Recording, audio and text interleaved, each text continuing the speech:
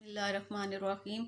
अस्सलामुअलैकुम अज़ीज़ तलबा, हमने आपके सिलेबस की किताब के पहले 7 असबाक में से एसएलओस बेस्ड एग्ज़ाम ओरिएंटल क्वेश्चंस किए थे, यानी इबारत में से सवालात के जवाबात लिखने हैं। पेपर में आपको पूरी किताब में से किसी एक सबक में से एक पैराग्राफ आएगा, उसके नीचे जो सवालात होंगे जिसमें से 7 करने होंगे, 2 की चॉइस होगी।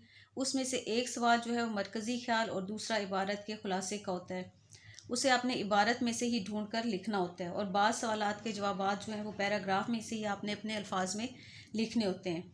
आपने ध्यान से पैराग्राफ पढ़ना है, यानी पहले आपने एक दफ़ा पैराग्राफ पढ़ेंगे, फिर दूसरी दफ़ा नीचे सवालात देखेंगे, फिर दूसरी दफ़ा पैराग्राफ को गौर से पढ़ना है, ताकि आप 2-3 दफ़ा जब पैराग्राफ को पढ़ेंगे फिर आपको सवालात के जवाबात सही तरह समझ में आ जाएंगे। अब हम आपका जो सबक नंबर 8 है मुलाकाती, इसके पैराग्राफ में से सवालात के जवाबात करेंगे। सबक नंबर 8 जो है इसका उन्वान जो है वो है मुलाकाती, और इसके जो मुसन्निफ़ हैं वो हैं कुदरतुल्लाह शहाब। ये सबक जो है वो सिनफ़ अदब के लिहाज से खुद नविश्त या सवाने उम्री है। अपने हालात ज़िंदगी या ख़ुद पर बीते गुज़रे वाक़यात को अदबी ज़िंदगी और उसलूब में बयान करना या लिखना आप बीती या खुद नविश्त कहलाता है। ये जो किताब है कुदरतुल्लाह शहाब की शहाबनामा, ये सबक उसी में से लिया गया है, मुलाकाती। यानी कुदरतुल्लाह शहाब जो थे वो डिप्टी कमिश्नर थे और उन दिनों जंग में थे। उनका तबादला मुख्तलिफ़ शहरों में होता रहता था। जहाँ जहाँ वो जाते वहाँ उनके साथ जो मुख्तलिफ़ वाक़यात पेश आते थे उसको उन्होंने तहरीरी शक्ल में शहाबनामा में लिखा है। ये उनकी किताब है शहाबनामा, जिसमें उन्होंने अपने सारे जो हालात ज़िंदगी हैं जो उनके साथ पेश आए वो उन्होंने किताबी शक्ल में इसमें तहरीर किए हैं। अब देखिए इसमें बहुत सारे टॉपिक्स हैं जो उन्होंने लिखे हुए हैं। तो ये आपका जो सबक है मुलाकाती, ये यहाँ पे ये वाला टॉपिक है। इससे पहले जो अली बख्श है, ये जो आपकी पुरानी किताब थी उर्दू की 10th क्लास की, उसमें था। इस वाली किताब में ये वाला है मुलाकाती। तो आज हम जो है आप लोगों का सबक जो है वो मुलाकाती, उसके में से पैराग्राफ पढ़ेंगे और फिर उसके सवालात के जवाबात करेंगे। तो इसमें जो है शहाब कुदरतुल्लाह शहाब जो वो कहते हैं कि जो जहाँ पे उनकी पोस्टिंग होती थी, तबादला होता था, उनसे मुख्तलिफ़ लोग जो मुलाकात के लिए आते थे वो अपने मसाइल बयान करते थे। तो वो उन्होंने इस सबक में तहरीर किया है कि कौन कौन से किस किस्म के मुलाकाती आते थे। अब हम ये पहला जो इसका है सबक का पैराग्राफ ये पढ़ेंगे और फिर इसमें से देखेंगे कौन कौन से सवालात बन सकते हैं जिनके जवाबात इसमें से आएंगे। अब यहाँ से हम पढ़ना शुरू करते हैं कि जो साहिबान डिप्टी कमिश्नर से मुलाकात करना चाहें वो सोमवार और जुमेरात के रोज़ सुबह 9 बजे से 12 बजे दोपहर तक बिला रोक टोक तशरीफ़ लाएं। बेमकसद के मुलाकाती और सिफारशी हजरात आने की तकलीफ़ ना उठाएं। ये उस नोटिस बोर्ड की इबारत है जो मैंने शुरू ही से अपने दफ्तर के सामने लगा दिया था। यानी इन्होंने अपने दफ्तर के सामने एक नोटिस बोर्ड लगा दिया था जिसके ऊपर ये इबारत लिखी हुई थी कि बेमकसद के मुलाकाती और सिफारशी हजरात आने की तकलीफ़ ना उठाएं। पहले तो इस इबारत का मफहूम किसी के समझ में ना आया, और या आया भी तो पेशेवर मुलाकातियों और सिफारशियों के अलावा और कोई शख्स मेरे नज़दीक तक ना फटका। लेकिन रफ्ता रफ्ता हालात बड़ी सूरत से बदलने लगे, यानी तेज़ी से तब्दील होने लगे। पीर और जुमेरात के रोज़ 2 क्लर्क सुबह 8 बजे से दफ्तर के बरामदे में बैठ जाते थे। जो जो आता था उनके नाम इसी तरतीब से एक फ़हरिस्त में दर्ज करते जाते थे और मुलाकाती इसी फ़हरिस्त के मुताबिक बारी बारी मेरे पास आते थे। यानी ये कुदरतुल्लाह शहाब कह रहे हैं। अव्वल शहर के हाजतमंद यानी ज़रूरतमंद जो लोग आना शुरू हुए, फिर आसपास के कस्बों से कुछ लोग आने लगे और कुछ अरसे के बाद दूर दराज के देहात से भी हर तबके के लोग जो थे वहाँ उनके पास अपने मसाइल लेकर आने लगे। शुरू में मुलाकातियों की तादाद 15-20 के करीब होती थी। 2 महीने के अंदर इनकी तादाद 100-125 के लगभग पहुँच गई और कुछ अरसे के बाद इतना मतलब वो वक्त भी आया कि मुलाकात के रोज़ मुझे 3-3, 4-4 लोगों के साथ मिलना पड़ता था। यानी शहाब कहते हैं, कुदरतुल्लाह शहाब कह रहे हैं कि एक दिन में मुझे एक वक्त आया कि 3-3, 4-4 लोगों से मैं मुलाकात करता था। एक रोज़ में इतने लोगों को भुगताना बड़ा सब्र आज़मा मरहला होता था, लेकिन मैं भी साबित कदमी से अपने तरीक़ेकार पर डटा रहा। रोज़ बरोज़ मुलाकातियों का हल्का वसी होता गया।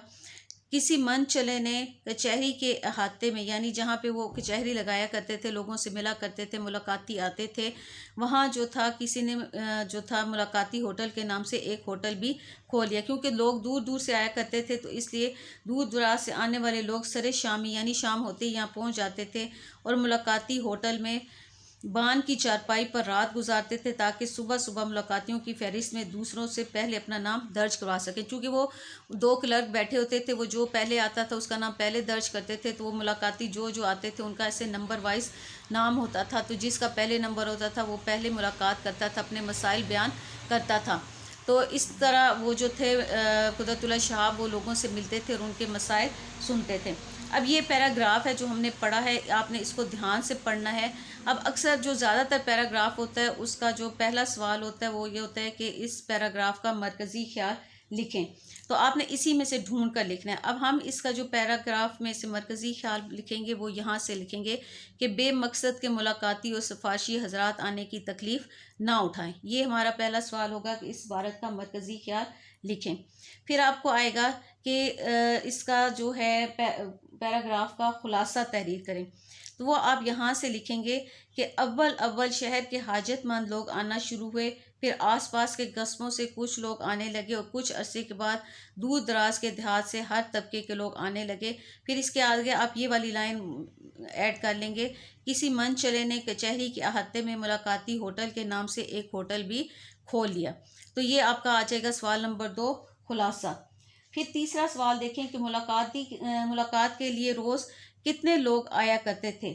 तो शुरू में जो था मुलाकातियों की तादाद 15-20 के करीब होती थी, लेकिन फिर आहिस्ता आहिस्ता जो था यहाँ से कि शुरू में मुलाकातियों की तादाद 15-20 के करीब होती थी। 2 महीने के अंदर अंदर इनकी तादाद 100 के लगभग पहुँच गई और कुछ अरसे के बाद ऐसा वक्त भी आया कि मुलाकात के रोज़ मुझे 3-3, 4-4 100 लोगों के साथ मिलना पड़ता था। ये आपका सवाल नंबर 3 का जवाब है कि मुलाकात के लिए रोज़ कितने लोग आते थे। फिर सवाल नंबर 4 देखें, मुसन्निफ़ ने डिप्टी कमिश्नर से मुलाकात का कौन सा वक्त दिया था। तो इसमें आप देखें कि डिप्टी कमिश्नर मुसन्निफ़ ने कहा कि जो साहिबान डिप्टी कमिश्नर से मुलाकात के लिए आना चाहते हैं वो सोमवार और जुमेरात के रोज़ सुबह 9 बजे से 12 बजे दोपहर तक तशरीफ़ बगैर किसी रोक टोक के वो तशरीफ़ लाएँ। यानी यहाँ से कि मुसन्निफ़ ने डिप्टी कमिश्नर से मुलाकात का कौन सा वक्त बताया, तो ये था कि जो साहिबान डिप्टी कमिश्नर से मुलाकात करना चाहिए यहाँ से लेकर यहाँ तक। फिर सवाल देखें कि मुसन्निफ़ के दफ्तर के सामने नोटिस बोर्ड पर क्या इबारत दर्ज थी। जो हमने मरकज़ी ख्याल के लिए जो हमने जवाब लिखा है वही आपका इसका जवाब है कि नोटिस बोर्ड पर यह लिखा था कि बेमकसद के मुलाकाती और सिफारशी हजरात आने की तकलीफ़ ना उठाएं। सवाल नंबर 5 देखें। सवाल नंबर 5 ये था कि मुसन्निफ़ के दफ्तर है। सवाल नंबर 6 देखें, मुलाकाती किस तरतीब से मुसन्निफ़ के पास आते थे। तो पीर और जुमेरात के रोज़ जो था जो क्लर्क थे वो बैठ जाते थे दफ्तर के बरामदे में और जो आता था उसके नाम इसी तरतीब से एक फहरिस्त में दर्ज करते जाते थे और मुलाकाती उसी फहरिस्त के मुताबिक बारी बारी उसके पास कुदरतुल्लाह शहाब के पास आते थे, यानी मुसन्निफ़ के पास आते थे तो अपने मसाइल बयान करते थे। फिर सवाल नंबर 7 देखें कि सवाल नंबर 7 है कि मुसन्निफ़ जो थे अव्वल मुलाकात के लिए कौन से लोग मुसन्निफ़ से मिलने के लिए आना शुरू हुए।